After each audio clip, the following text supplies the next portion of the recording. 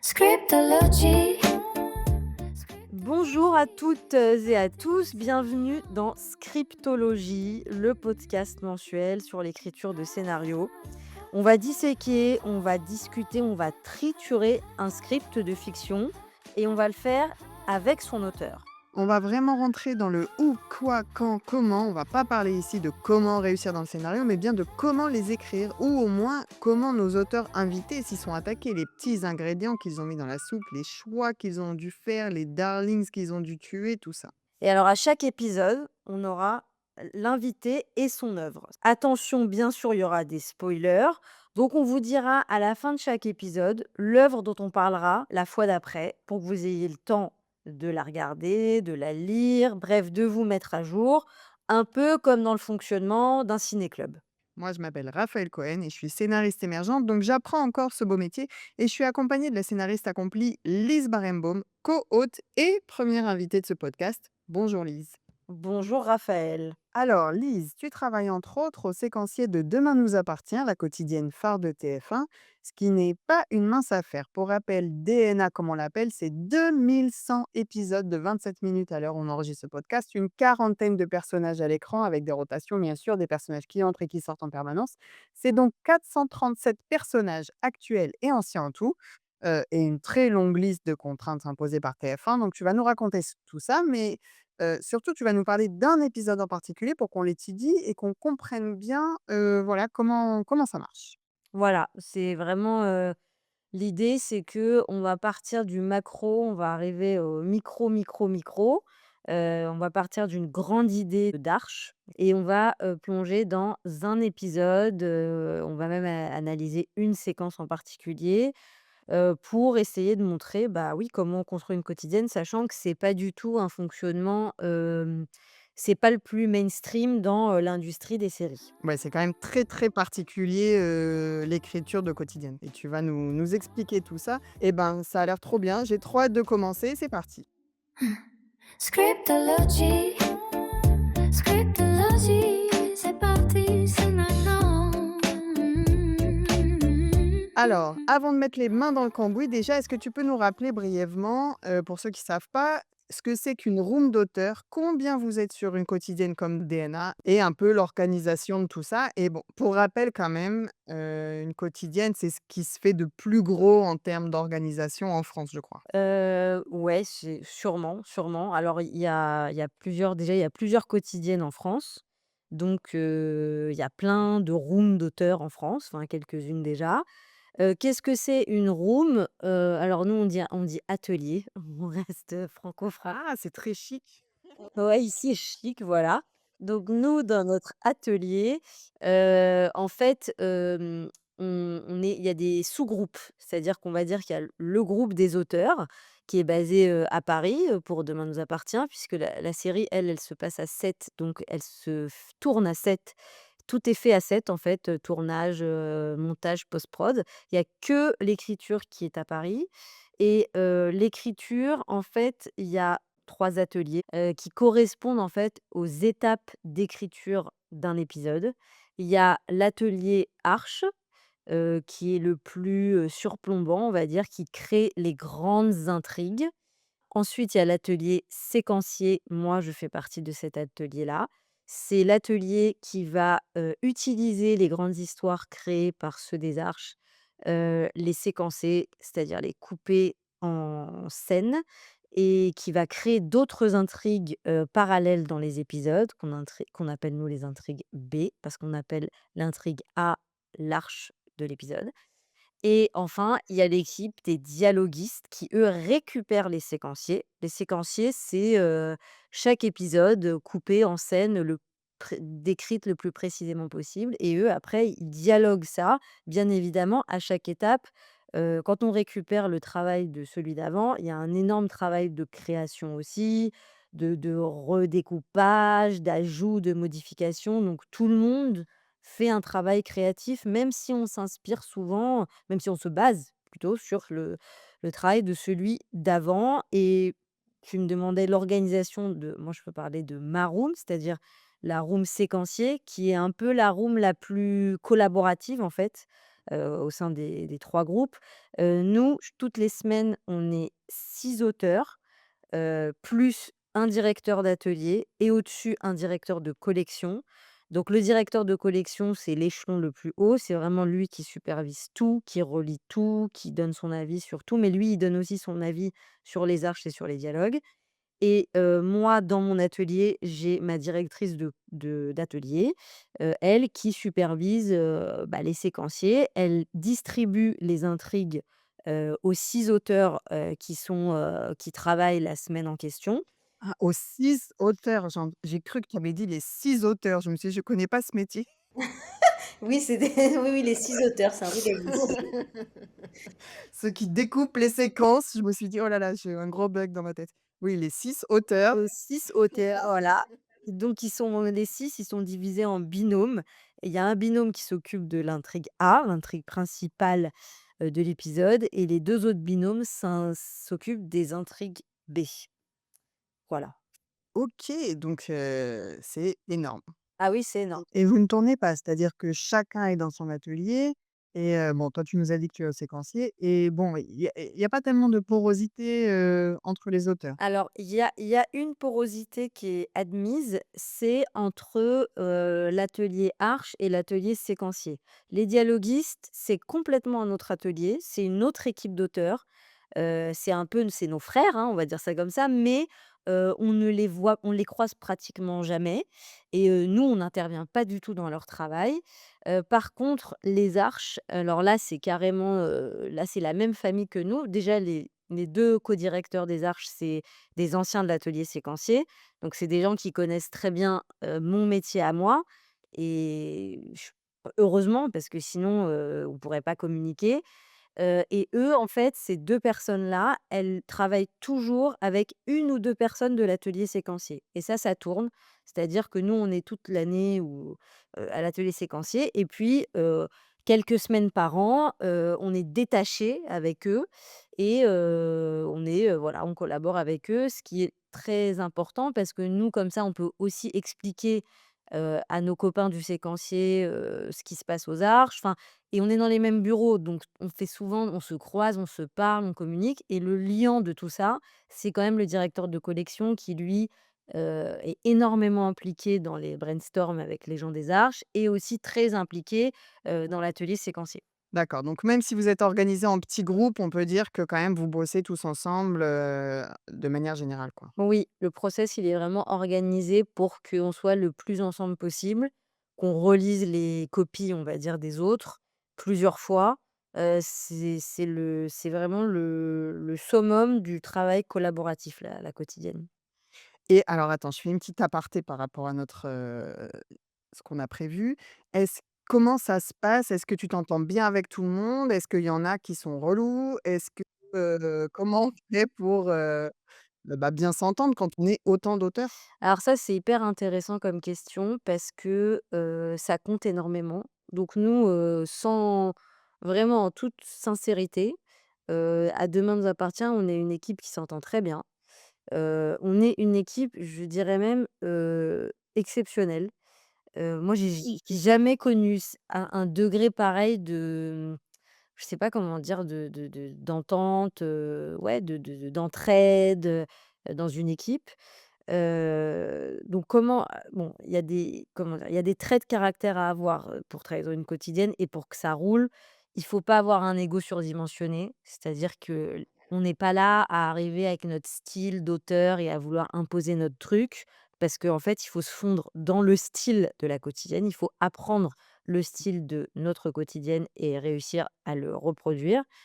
Ensuite, on tourne tout le temps, c'est-à-dire qu'on travaille en binôme tout le temps, on change. Donc on doit s'entendre Mmh. tous les uns avec les autres, il y a pas de préférence. Bien sûr, il y a des amitiés, il y a des affinités, mais tout le monde travaille avec tout le monde et on n'a pas le droit d'imposer, des choix, on va dire ça comme ça. Ensuite, qu'est-ce qu'il faut d'autre, je dirais? Il faut pas se vexer, ça aussi c'est hyper important parce que, parfois nos idées, notre style, nos phrases, ben, ça va pas donc c'est pas grave. Les autres nous disent gentiment: «Faut changer ci, faut changer ça». Faut pas du tout, voilà, le prendre personnellement. Après nous, vraiment dans notre équipe, ce qui est assez fou, c'est que maintenant ça va faire, 7 ans que je travaille là-bas, donc c'est beaucoup et en fait, la plupart, c'est des gens qui sont là depuis beaucoup, beaucoup d'années.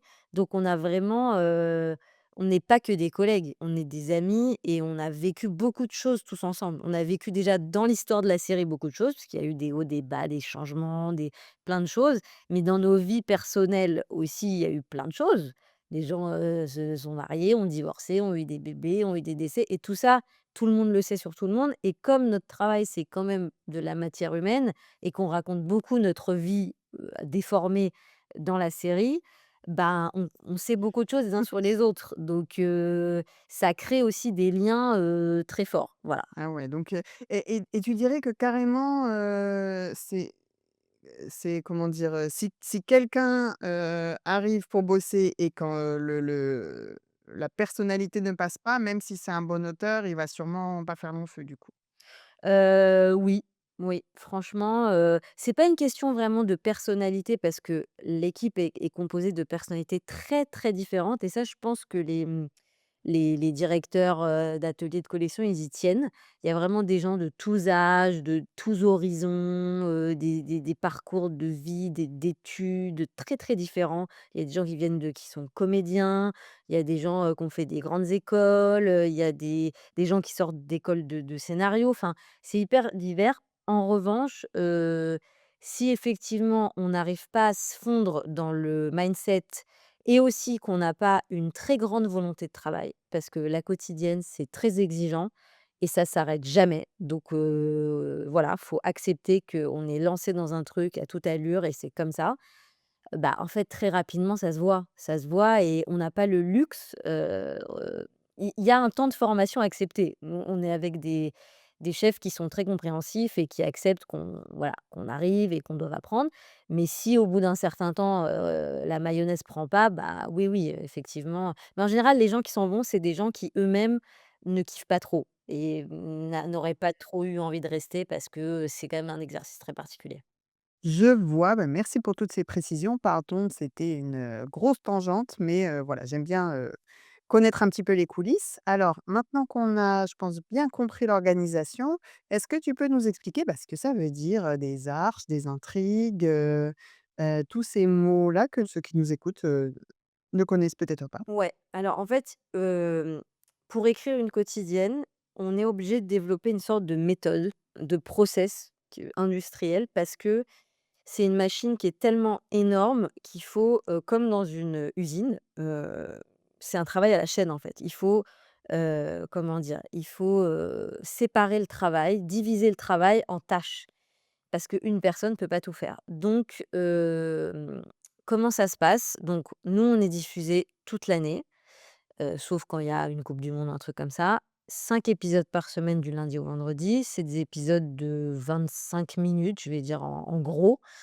Voilà, 25 minutes et dans ces 25 minutes, en général, il y a entre 18 et 20 séquences. Séquences, c'est-à-dire scènes.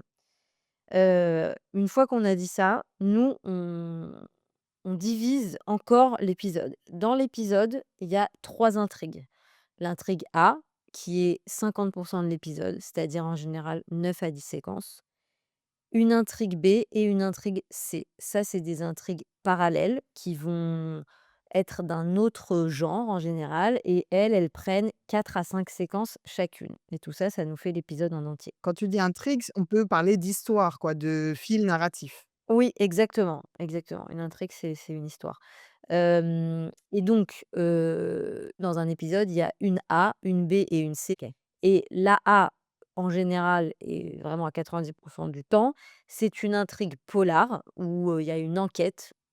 En général, c'est les flics qui s'en occupent, mais ça peut être des récurrents qui sont pas flics si on lui donne une couleur un peu différente et les B et C, ça va être de la romance, de la comédie, ça peut être aussi du mystère, voilà, c'est tout ce qui est pas lié à l'enquête, on va dire ça comme ça. Alors ça, c'est le découpage d'un épisode. Maintenant, pour construire ces épisodes, tout ça commence bien en amont, avant d'arriver à ça. Il y a un énorme travail préparatoire qui commence aux arches. Les arches, c'est donc un atelier constitué de 2 codirecteurs qui prennent avec eux un ou 2 auteurs séquenciers et eux, leur travail, c'est de créer les intrigues A, les intrigues polars, qui représentent donc 50 de l'épisode. Ces intrigues, elles sont ultra importantes parce que c'est celles qui ouvrent et clôturent les épisodes, qui, génèrent le cliffhanger, donc qui donnent envie de revenir, aux gens et c'est des intrigues qui vont s'étendre sur 2 à 4 semaines, je dirais. Il y a des exceptions, mais en Ah général, oui. c'est ça. Donc eux, ils doivent trouver, des intrigues qui sont très longues, avec des cliffs à tous les épisodes. Et surtout au bout de 8 ans, il faut réussir à trouver des nouveautés. Donc c'est très difficile et nous, on crée à côté de ça des intrigues B qui seront tissées elles aussi dans chaque épisode. Et une fois que tout ça est fait, que tout est assemblé et ben, ça va chez les dialoguistes qui dialoguent ce qu'on leur a rendu. OK, et tu dirais que vous vous y prenez comment? Du coup, vous avez, disons que voilà, tu commences un épisode. On va parler encore, de manière générale avant de rentrer vraiment dans l'épisode, dont on va parler aujourd'hui. Donc tu as ton arche, et on te dit: «OK, tel épisode, ça va être tel morceau d'arche». Toi, après, comment tu fais pour, développer les intrigues B, à partir de ce bout d'intrigue A que tu as pour cet épisode? Alors c'est pas comme ça que ça se passe. Les B, elles sont en général déconnectées de la A. On essaye de plus en plus de les lier, mais en général, elles sont assez déconnectées. Donc la A, quand elle arrive, on sait que, la semaine, je sais pas, la semaine du 15 février, on aura ce morceau de la A. Il est très délimité, voilà. Le binôme de A qui s'en occupe, il sait ce qu'il a à faire au séquencier. Les intrigues B, en fait, elles sont créées par le directeur de collection et la directrice d'atelier et un auteur du séquencier le mardi matin. Voilà, c'est-à-dire que eux, ils se font une espèce de room parallèle, où ils vont brainstormer. Alors bien sûr, les 2 chefs, ils arrivent avec des idées parce qu'en fait, dans DNA, on a tellement, comme tu l'as dit, de personnages et de fils d'intrigue et de mémoire de la série que on peut tout le temps arriver en disant: «Ah mais tu te souviens, Soraya, elle avait une passion pour la peinture, bah tiens, on va faire une B sur Soraya fait de la peinture, mais son mec est contre», je dis n'importe quoi. Donc les 10 chefs, ils arrivent avec comme ça des idées le mardi matin, où ils nous disent même des trucs plus vagues. Ils peuvent dire: «Ce personnage-là, ça fait longtemps qu'on n'en a pas parlé, il faut lui trouver un truc». On doit entre le mardi et le mercredi matin, ils doivent trouver à 3, 5 idées d'intrigues B qui vont être les 5 intrigues B de la semaine, parce qu'il y en a 5. Donc c'est assez costaud parce que c'est des intrigues qui vont durer 1 ou 2 ou 3 jours par intrigue. Et donc, il y a pas le choix. C'est-à-dire que le mercredi matin, il faut que tout soit créé. On ne peut pas, dire: «Il nous manque une idée». Donc, puisque nous, on doit de toute façon sortir 5 épisodes par semaine. Et donc une fois qu'ils ont les 2 chefs et l'auteur séquencier, qu'ils ont inventé ces intrigues, mais ils les inventent de manière ultra précise. C'est-à-dire que c'est pas juste une vague idée qu'ils vont pitcher après en réunion à tout l'atelier. Ils arrivent avec déjà les séquences sont pas écrites, mais on a tout le découpage en séquences. Voilà, ça c'est fait. Donc une fois que les arches, ils nous ont communiqué la A, la room parallèle de B a terminé son travail. Nous, on a 2 réunions par semaine, le mardi et le mercredi à 13 heures, où là, tout l'atelier est présent, c'est-à-dire les 6 auteurs plus directrice d'atelier, directeur de collection. On Ils nous pitchent les B, on récupère la A et là, la directrice d'atelier dispatche la A, les B entre les binômes et chacun repart chez soi avec, ses intrigues à écrire. En gros, c'est ça. OK. Ouf! Ça fait peur. C'est très, impressionnant, mais c'est très impressionnant. Mais en fait, c'est une mécanique et qui est en fait, qui enfin, beaucoup de gens de DNA, c'est des anciens de Plus belle la vie, des gens qui ont fait des années de Plus belle la vie. C'est une méthode qui a été mise en place sur Plus belle la vie. Sûrement, c'est une méthode inspirée des Américains. Donc c'est une méthode qui c'est moi je te le livre comme ça, je te le balance comme ça, mais en fait, c'est un truc qui a mis des années à se construire et qui a fait ses preuves. Donc aujourd'hui, voilà, nous on travaille comme ça. J'imagine qu'Un si grand soleil et Plus belle la vie, c'est pas très loin de ce qu'on fait nous et Ici tout commence, mais ça doit pas être exactement pareil, mais voilà, c'est tout le monde travaille un peu comme ça en fait dans les quotidiennes. Alors, pour parler plus concrètement, Lise, tu as choisi de parler de l'épisode 2033 de DNA qui a été diffusé le 17 septembre. Donc voilà, à partir de maintenant, vous pouvez mettre pause et aller voir l'épisode parce que on va tout spoiler. Même si vous suivez pas particulièrement la série, bah, ça vous aidera à mieux comprendre ce dont on va parler aujourd'hui. Bon, après, si vous avez la flemme, c'est pas non plus très grave parce que Lise va tout nous expliquer en détail. Alors, raconte-nous, au sein de quelle arche s'inscrit cet épisode et où est-ce qu'on se trouve au moment de cet épisode, dans cette arche? Alors j'ai choisi une arche un peu particulière parce que c'est une arche, dans laquelle j'étais impliquée parce que moi j'étais détachée à l'atelier arche à ce moment-là. Donc j'étais dans la conception de cette histoire, voilà. Et en fait, ce qui était intéressant, c'était que le directeur de collection, souvent, il arrive à l'atelier arche et il a des envies, on va dire, ou un cahier des charges. C'est-à-dire qu'il nous donne quand même des directions. On part pas dans la nature. Et je me souviens que quand on a commencé à brainstormer, pour cette arche-là, il nous a dit: «Là, il nous faut une arche événementielle». Ce qui arrive une fois tous les X mois dans Demain nous appartient. Tout à coup, on fait un truc où il se passe un énorme événement, un crash d'avion, un casse, qui tourne mal, je sais pas moi, dans une banque ou dans un musée, on avait fait une fois, une cyberattaque, enfin un gros truc. Voilà et là, ils voulaient ça. Le problème, c'est que on avait déjà fait beaucoup de choses dans les contraintes imposées par TF1 parce qu'on n'est pas non plus nos limites. Donc, on peut pas dire: «Les martiens débarquent» ou des trucs comme ça. Donc il faut trouver des choses qui restent dans la ligne et là, on s'est dit: «Tiens, un truc qu'on n'a jamais fait, c'est un tremblement de terre». Donc tremblement de terre, pourquoi c'est intéressant? Parce que c'est un énorme événement qui va toucher, tous les personnages de la série, donc ça, c'est hyper intéressant pour nous. Puis ça va être une arche ultra chorale, on va pouvoir croiser plein de choses, plein de gens, enfin voilà, même si c'est pas le plus facile à écrire, et tremblement de terre, c'est intéressant parce que dit comme ça paraît, très cher en production, mais en fait, ça peut se régler avec, des effets spéciaux et au niveau, des acteurs, des personnages, en fait, on peut aussi filmer, une table qui tremble et dire: «C'est un tremblement de terre». Donc c'est quand même économique, enfin, faut bien le faire, bien évidemment, mais c'est une économie qui est pas bête pour une arche événementielle. Parce que le problème d'une arche événementielle, c'est que ça peut coûter aussi extrêmement cher. Donc ça, c'était Tu me donnes tous les petits croustilles là, dis donc. Alors, en fait, c'est un truc qui est absolument énorme et en réalité qui coûte pas cher. Donc là, TF1, ils ont dû se frotter les mains. non, ça a coûté cher. Je crois moi, je suis pas dans les petits papiers, mais je crois qu'en termes d'effets spéciaux et tout, ça a coûté super cher. Donc c'est pas donné, mais je veux dire, c'est pas un film américain à 500 millions de budget, voilà. Mais c'est une arche q c'est sûrement que ça a coûté plus cher qu'une arche normale, mais c'est pour dire que nous, on essaye de rester dans des limites acceptables. Voilà, de pas être fou. De toute façon, on ne peut pas être fou parce qu'on a des contraintes. Donc voilà, on Pas exploser la Maison Blanche, quoi. non, exactement. On essaie de marcher main dans la main avec la production. De toute façon, les quotidiennes, c'est main dans la main, sinon, accident industriel. Donc voilà. Oui, c'est vrai que c'est un événement, énorme parce que, normalement une arche A, il y a 3-4 personnages, qui sont concernés. Là, forcément, un tremblement de terre, bon, bah, tout le monde est dans le même bateau, quoi. Ça va vous faire vraiment des histoires, Voilà, pour c'est très longtemps. c'est c'est vrai que je te disais, c'est pas facile à écrire parce que c'est multi-arènes. Heu, Pratiquement, il faut qu'il arrive un truc à chaque personnage. En même temps, on peut pas faire arriver un truc à chaque personnage, donc on doit faire des choix, et il y a des répercussions énormes. C'est-à-dire qu'après, en B, il y a plein de choses qu'on va suivre parce qu'il y en a un qui va être blessé, parce que ça va, exhumer des secrets, de couple. Enfin, il va se passer plein de trucs dans cette intrigue, qui vont couler en fait sur la suite de l'histoire.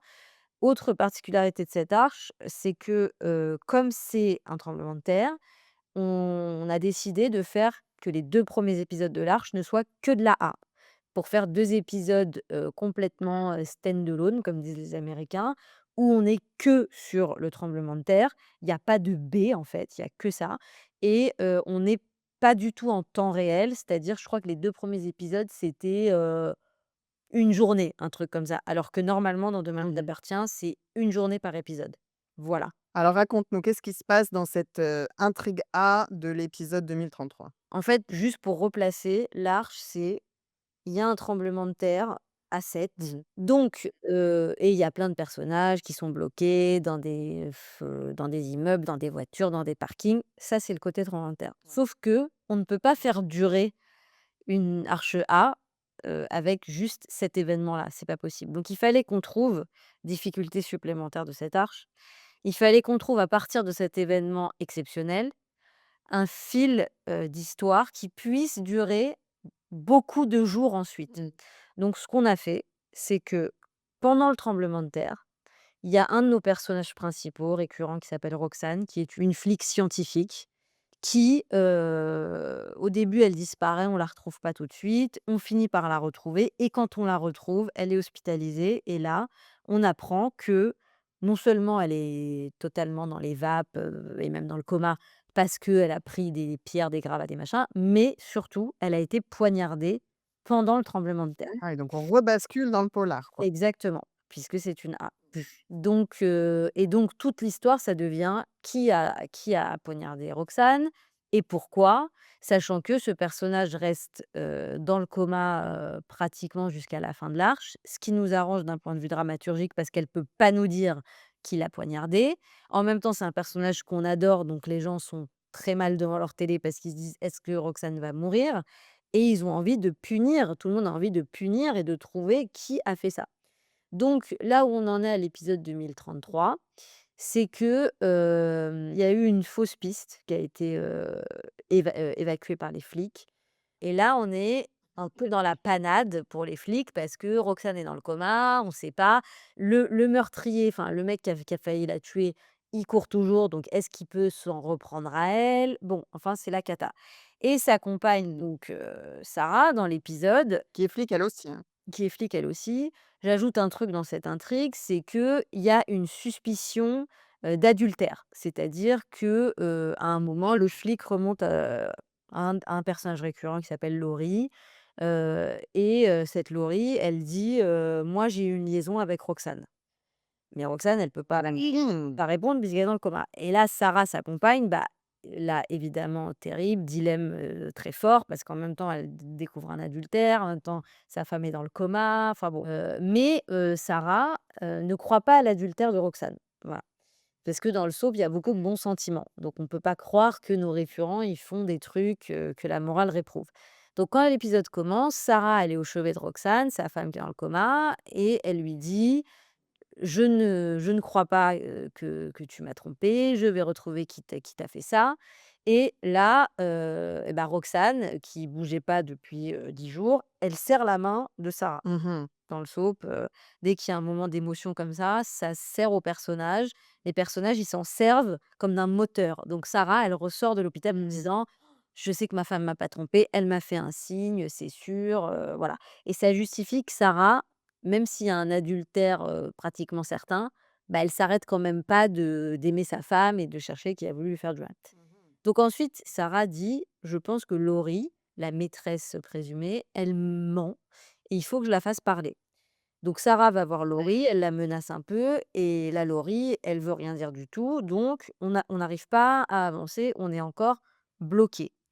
Mais là, Sarah, elle utilise un petit stratagème. Elle essaye de tester Laurie sur, un truc intime de la vie de Roxane, un tatouage.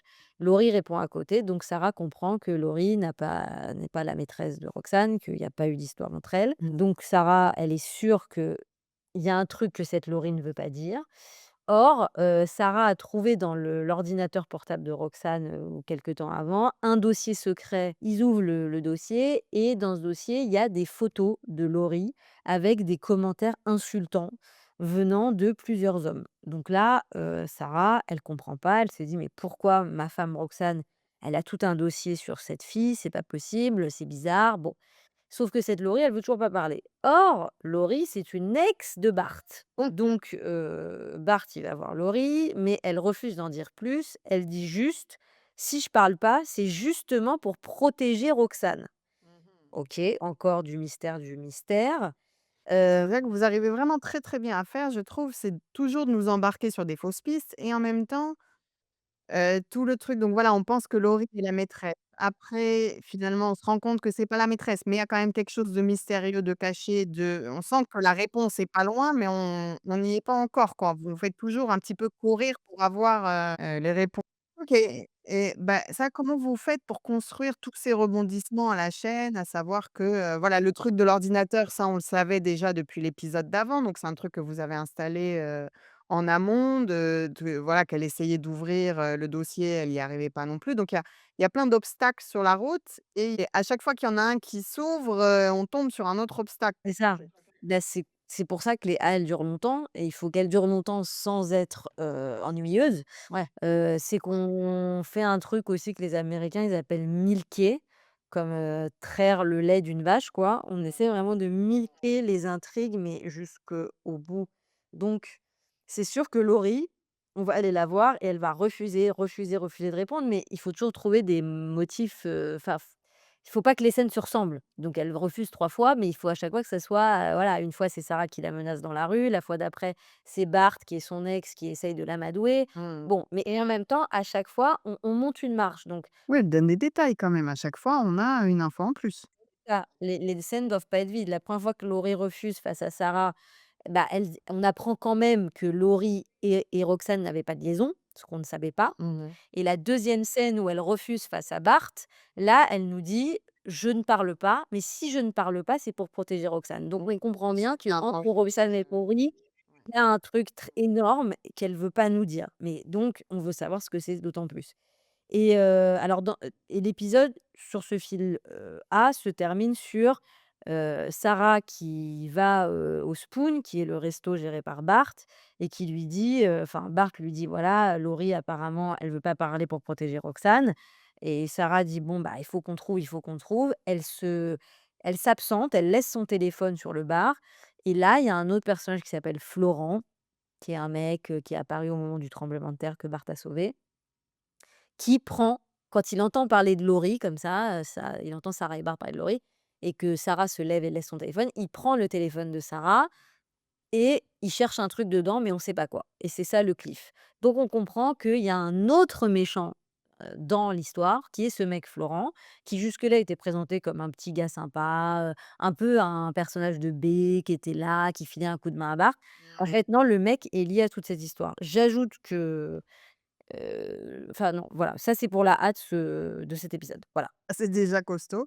OK et du coup pour la B et la C rapidement, donc qu'est-ce qui se passe dans cet épisode? Donc déjà les B et les C, elles sont là pour vraiment alléger l'épisode parce que, bon dans la A, ce qui se passe, c'est quand même hyper drama. Il y a une tentative de meurtre, de l'adultère et cetera. La B et la C, elle vient pour, amener, du fun à l'épisode, j'imagine? Oui, le but c'est ça. Le but c'est surtout de faire, du feel good, on va dire, comme, on dit à TF1, Mmh. dans les B et les C, ouais. De sortir les gens du truc très, très lourd, ouais, de les divertir, de les émouvoir, on va dire ça comme ça. Alors qu'est-ce qu'on a dans l'intrigue B du coup? Alors la baie, c'est une conséquence du tremblement de terre. Voilà, on est obligé, hein, de traiter les répercussions parce que pendant le tremblement de terre, il y a 2 hommes qui se détestent dans la série, Karim et Victor. Karim, c'est un flic très probe et Victor, c'est un mec, un businessman, mais qui a trempé dans plein de magouilles. Alors on adore le détester dans DNA, c'est pas un méchant, mais c'est un mec qui Mmh. clairement respecte pas la loi. Donc les 2, ils ont un passif énorme, et en plus, la mère de la fille de Karim ensuite s'est mise avec, Victor. Enfin, elle a pas quitté, Karim pour Victor, mais voilà, ils ont tout ça en commun. Ouais, ouais. Et donc pendant le tremblement de terre, il se trouve que Victor, pour filer un coup de main, gardait justement la fille de Karim, Nina. Et bref, tout ce beau monde, Karim, Victor, Nina, s'est retrouvé dans un parking et ils ont été un peu, pris par enfin, tout à coup, l'eau est montée dans le parking, ils ont tous failli mourir et Victor, qui est pourtant, soi-disant le méchant, qui n'a pas de valeur et tout, il a eu un geste héroïque. Il a permis, que Nina soit sauvée, la petite et il a laissé sa place au moment où il allait être sauvé à Karim. En se disant, «La petite, elle a besoin d'un papa et moi, bah, je vais mourir». Mais évidemment, il est pas mort parce qu'on aime trop Victor. Donc quelque temps plus tard, il a été retrouvé dans les temps de taupe. Enfin bref, il s'en est sorti aussi. Mais donc Karim, qui à la base déteste Victor, lui en doit une, puisqu'il lui a quand même sauvé la vie. et donc la B là, qu'on traite dans cet épisode, c'est Karim qui, pour remercier Victor, a tenu à lui faire un cadeau.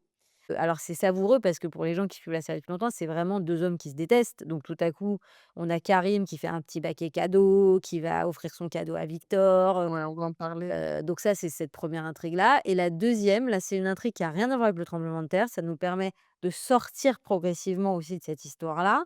C'est Mmh. un nouveau personnage qui arrive dans DNA, qui s'appelle Marguerite, qui est liée à des récurrents, qui est la cousine de Raphaël, enfin bref, et il se trouve que cette fille, elle est hyper fantasque, et quand elle revient à Sète, elle va recroiser au cours d'un apéro son oncle, qui est procureur, qui est un homme très sérieux, et elle, elle est pas du tout sérieuse, et donc on a une confrontation lors d'une réunion familiale entre ces 2 personnages, totalement comédie, assez sympa, quoi. Voilà. Bah, du coup, je rebondis un peu sur ce personnage de Marguerite parce qu'elle fait une entrée, un peu fracassante, je trouvais, dans la série. Alors, c'est pas dans cet épisode-là, c'est dans l'épisode, juste avant, je crois, ou peut-être 2 avant.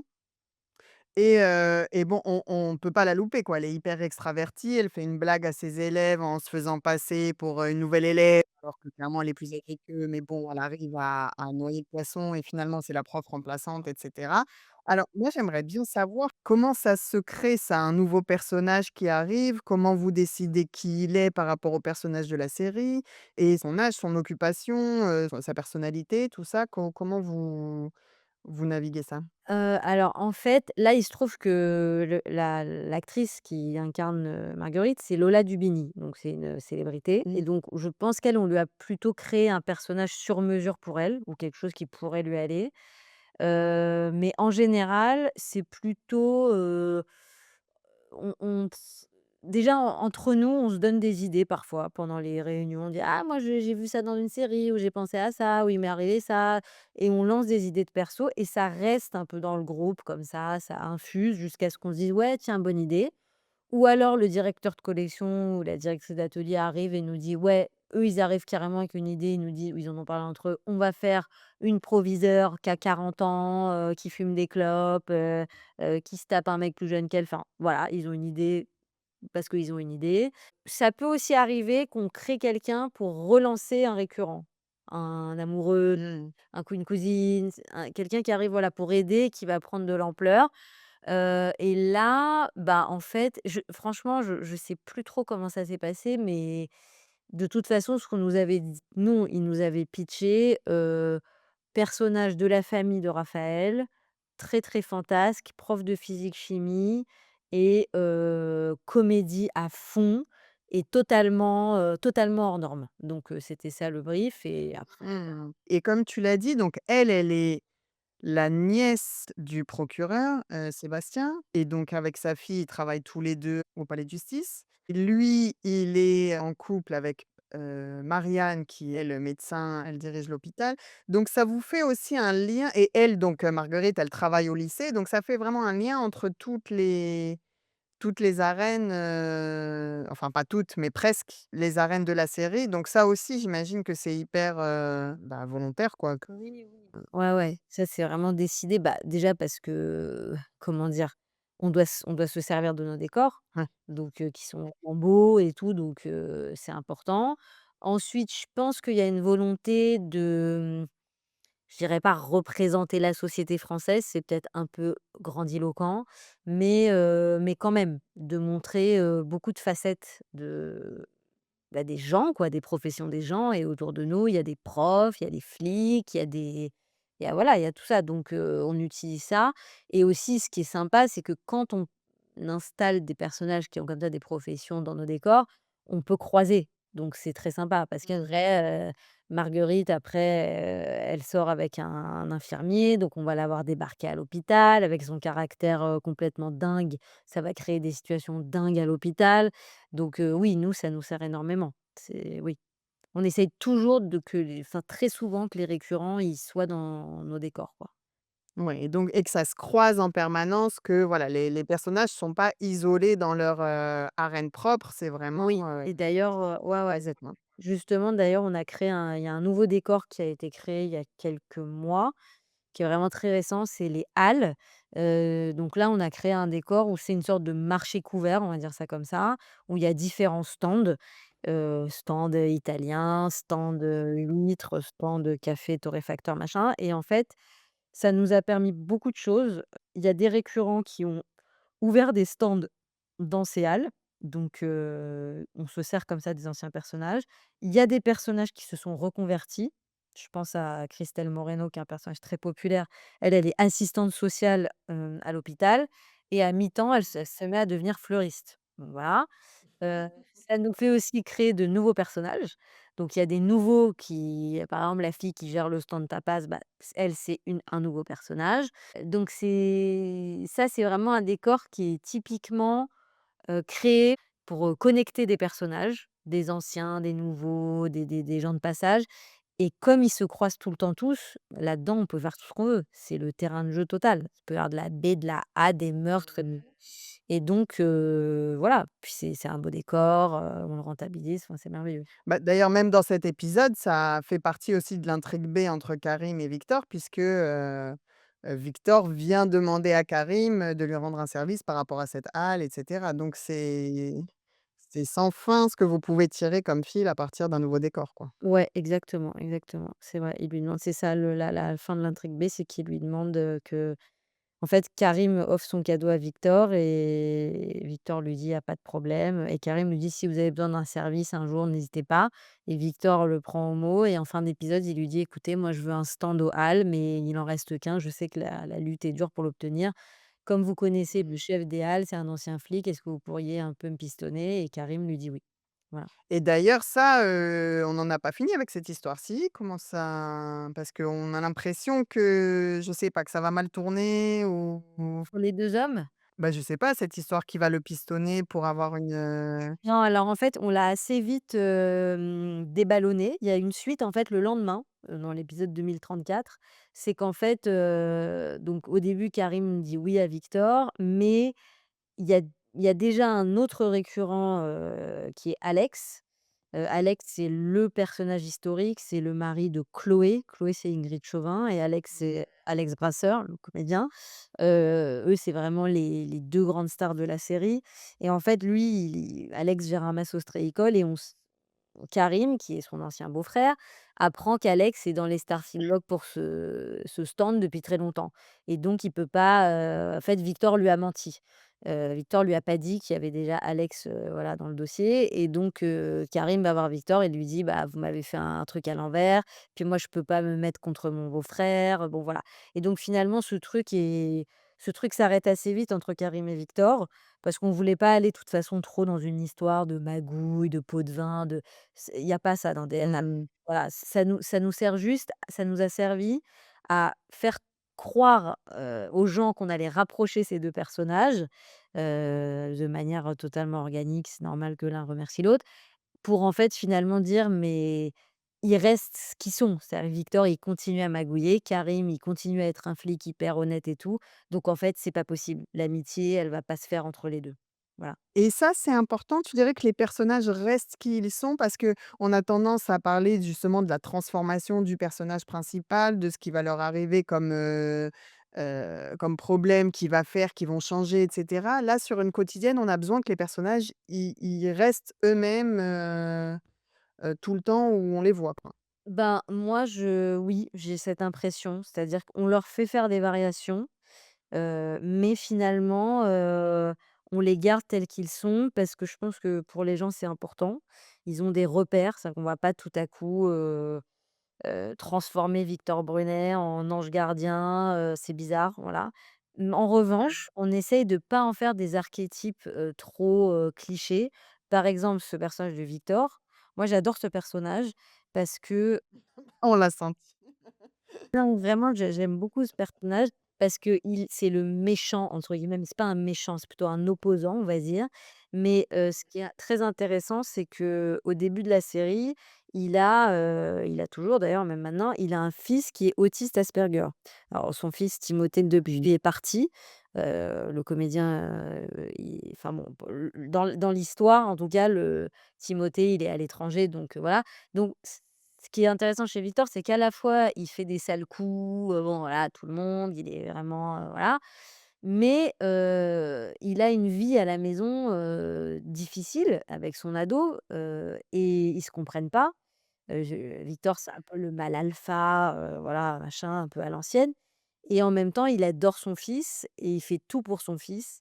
Donc c'est émouvant. Donc même si les personnages, ils reviennent toujours plus ou moins à leur état naturel, comme ils sont pas monolithiques, bah, ça va, en fait. Mais on leur fait faire beaucoup de choses. Par exemple, Ingrid Chauvin, Chloé, c'est quand même une femme, d rien qu'au niveau professionnel. Elle a commencé prof de SVT, ensuite elle est devenue à un moment, elle a été créatrice de bijoux, puis elle est devenue proviseure du lycée. Maintenant, elle est en école d'infirmière. Donc les gens font beaucoup de choses. Elle a eu, un bébé, un troisième enfant, une grossesse tardive assez compliquée. Elle a quitté son mari, elle s'est remise avec son mari, enfin, ils font beaucoup de choses, mais ils sont assez, comment dire? Ouais, ils reviennent toujours un peu à leur état naturel, c'est vrai, c'est vrai. Oui, ça paraît assez normal vu que c'est vraiment choral, on peut pas avoir un personnage qui va se transformer, puis un autre, ça paraîtrait parce qu'une fois que la transformation est accomplie, bah, le récit est fini, en fait. Donc là, comme on veut, avoir, des milliers d'épisodes, forcément, bah, comme tu dis, les gens doivent rester un petit peu, Ouais, il y a ouais, ouais. ouais, ouais. Ouais, c'est marrant parce que, on voit vraiment les différences entre une quotidienne et n'importe quelle, série ou fiction, lambda, quoi. Ouais, Hem, eux, des gens mmh, très attachés aussi.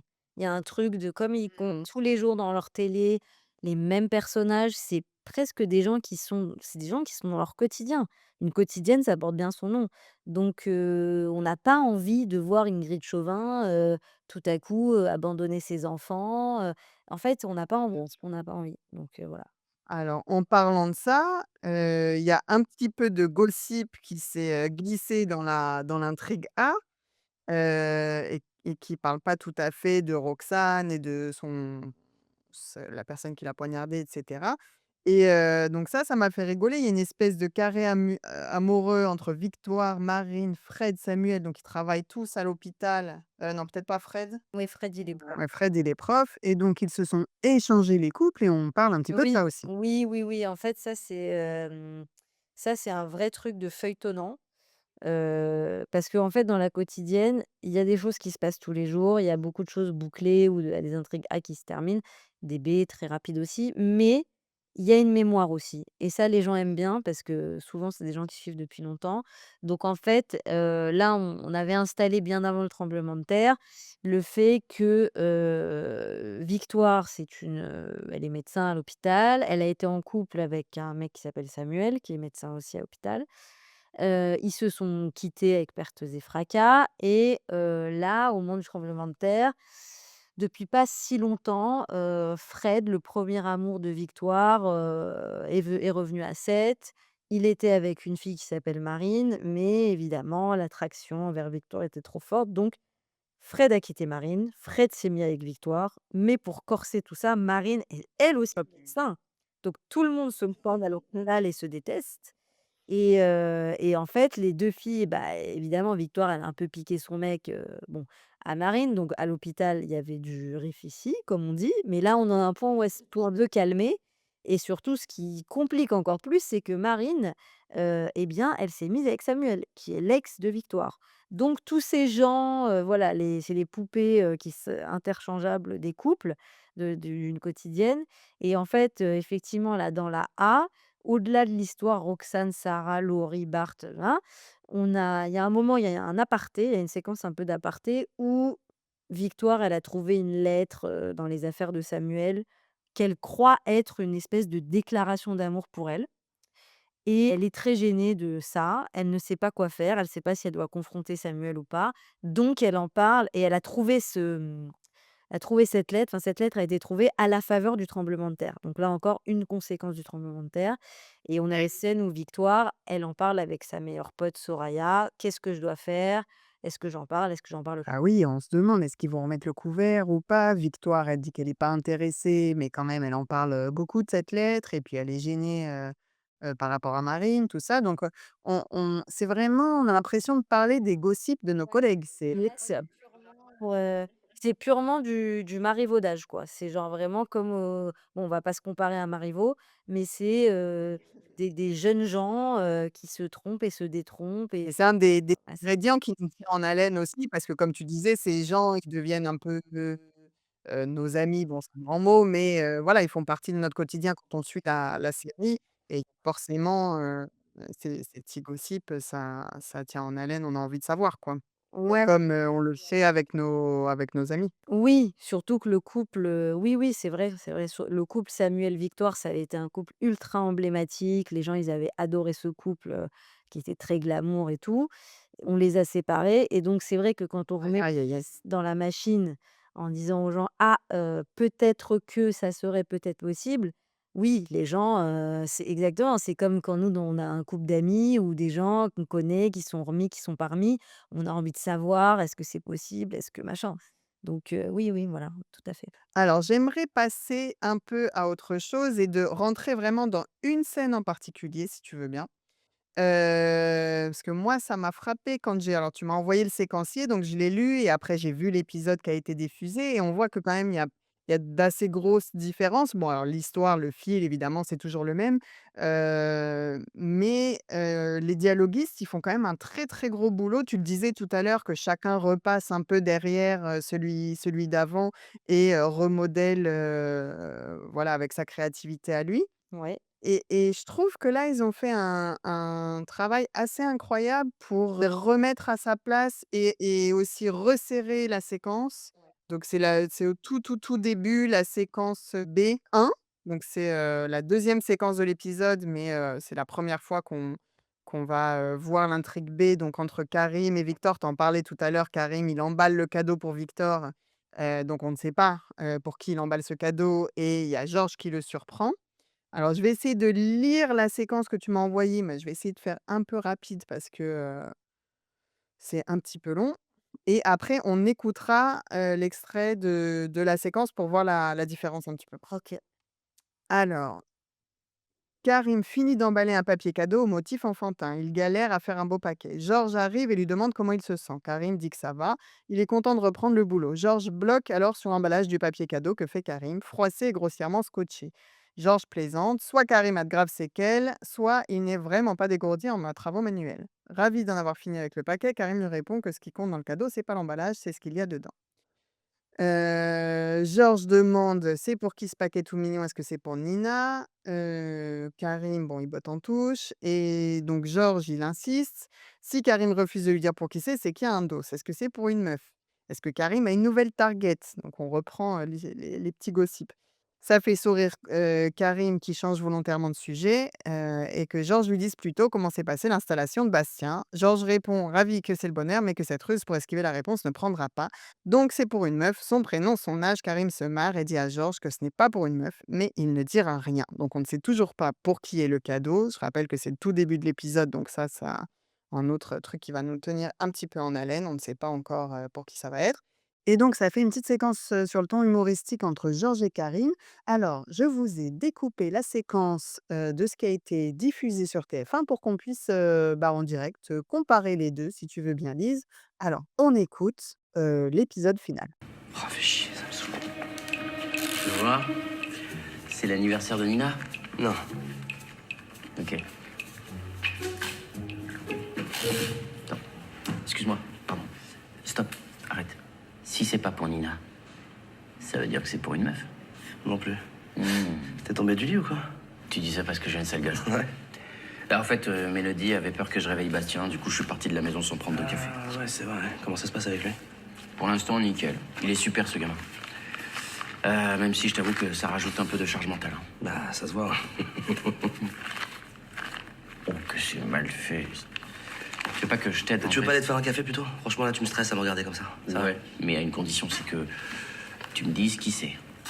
Je marche pas au chantage, moi. Pas de problème, j'ai tout mon temps. De toute façon, qu'est-ce qui compte? C'est le cadeau, c'est pas l'emballage, non?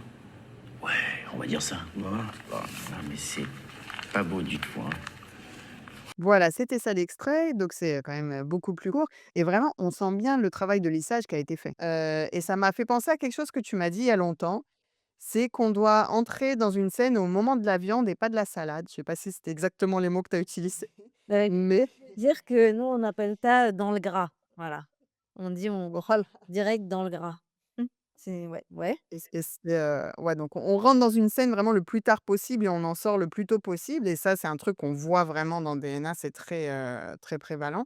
Là, si on analyse un peu cet extrait, on voit que c'est pas Karine, par exemple, qui aborde le sujet de Bastien qui vient d'emménager chez lui, mais c'est Georges qui en parle et ça rend, je trouve, la dynamique vachement plus fluide parce que et plus crédible parce que, on se souvient pas toujours de la des détails de la vie de nos collègues et cetera. Alors que là, Karim, il dit: «Ah oui, c'est vrai, comment ça se passe?» Et finalement, il change le sujet, donc l'intention du séquencier, elle est vraiment toujours là, mais c'est beaucoup plus organique et donc j'ai trouvé ça, assez génial, ces petites retouches que font les dialoguistes et ça m'a surprise de voir à quel point ils pouvaient s'emparer du texte aussi et donc toi qui es aux séquences, je me demandais ce que tu penses de cette collaboration du coup? Bah, alors je t'avoue que nous, on travaille pas avec eux, en fait, on ne découvre ce qu'ils font que quand on voit les épisodes. Mais je trouve effectivement, là, dans l'exemple que tu as donné, c'est vachement intéressant parce que en fait, nous, ce qu'on essaye de faire et ce que nous demandent nos supérieurs, c'est de donner un maximum d'indications pour que eux, ils soient pas perdus, ils aient pas inventé des trucs, ça soit pas incohérent. Donc nous, on essaye d'être le plus précis possible, mais en fait, comme, bah, on a le nez dedans et tout, parfois on se rend pas compte que oui, on peut faire les choses différemment, on peut faire les choses peut-être mieux. On peut peut-être pas aussi s'en rendre compte à notre stade. Eux, quand ils dialoguent tout un épisode qu'ils ont sous les yeux, déjà tissé avec toutes les séquences, ils arrivent plus à faire des liens aussi. Donc voilà, mais c'est vrai que c'est vachement intéressant de voir comment eux, je sais pas comment dire, ils mettent leur pierre à l'édifice, quoi. Parce qu'ils font quand même des changements substantiels qui sont importants et qui sont, bah, vachement bons. Donc c'est tant mieux, quoi. C'est vraiment super. Ouais, puis je pense qu'on voit vraiment le travail d'équipe, mais finalement, si on réduisait un petit peu, à un épisode, enfin, je sais pas, quelqu'un qui écrit une série tout seul, il fait lui-même ce travail-là d'écrire, bah, ce qui se passe de manière générale au cours de toute la série, puis par épisode, puis par séquence, puis après il va écrire le dialogue et très, très certainement que quand on écrit le dialogue, on réécrit un petit peu ce qu'on a mis dans la séquence parce qu'au final, les dialogues, on a besoin qu'ils soient organiques et cetera. Donc finalement, vous faites ce travail-là, mais bah, en équipe quoi, chacun de son côté, mais c'est Ouais, jusqu'au bout, il y a des changements pour améliorer. C'est un peu ça la devise de la quotidienne, c'est jusqu'à, mais même sur le tournage, il y a encore des changements parce qu'il y a un auteur qui s'appelle l'auteur plateau, qui lui, carrément pendant le tournage, il change encore des lignes de dialogue. Donc c'est le but, c'est que ça soit le meilleur produit possible et pour ça, et ben, on utilise chaque dernière seconde jusqu'à la diffusion, on l'utilise pour améliorer. Donc oui, c'est très, très, très, bon, bah, c'est collaboratif. génial et si, on revient, 2 secondes sur ce petit extrait qu'on a écouté. Déjà, on a un rappel de ce qu'est en train de vivre Georges parce que c'est pas du tout présent dans l'épisode, donc c'est quand même cool de pouvoir se souvenir de ce qui lui arrive à lui dans sa vie. Et en plus, on voit la relation entre ces 2 collègues, qui est présente et ça développe bien les personnages, je trouve, parce qu'on voit la personnalité de chacun et leur relation à eux, tout en laissant le suspense de, bon, pour qui c'est le cadeau, on a un petit clip et cetera. Donc c'est même très, très efficace. Il y a 1 minute là de dialogue que j'ai fait écouter et bah, c'est super bien écrit, quoi. On a vraiment, avancé dans l'histoire, Bah, on essaye, ouais. de manière, importante. Bon, bah, je sais pas ce que tu en penses, mais moi, j'ai l'impression qu'on a quand même bien couvert l'épisode et Ouais. c'était important pour moi de vraiment rentrer dans une séquence en particulier et de la décrypter parce que c'est un peu l'ADN de ce podcast et c'est ce qu'on fera sûrement, beaucoup plus d'ailleurs dans les prochains épisodes. Mais là, c'est vrai que DNA, c'est tellement vaste, et tellement différent aussi de ce qu'on apprend, sur la dramaturgie parce que, tout ce qui est, voilà, élément déclencheur, acte 1, acte 2, tout ça, bon, là, forcément, c'est traité d'une manière complètement différente, donc on ne peut pas l'analyser avec ces codes-là. Mais voilà, on a quand même, je pense, pas mal pu, bah, rentrer dans le gras, comme tu dis, décortiquer, ce qui constitue un épisode de soap. Lise, est-ce que tu as autre chose, dont tu avais envie de discuter par rapport à cet épisode ou la série ou cette arche ou, je sais pas, n'importe quoi qui te tient à cœur et dont tu voudrais parler? C'est pas vraiment un ajout, c'est plus un cri du cœur de moi je je milite vachement pour le soap.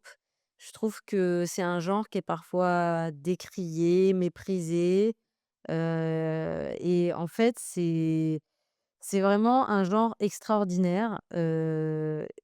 Oui, bien sûr, c'est pas le genre qui nous laisse le plus de liberté pour créer des choses, hyper, conceptuelles parce qu'il y a beaucoup, beaucoup de contraintes.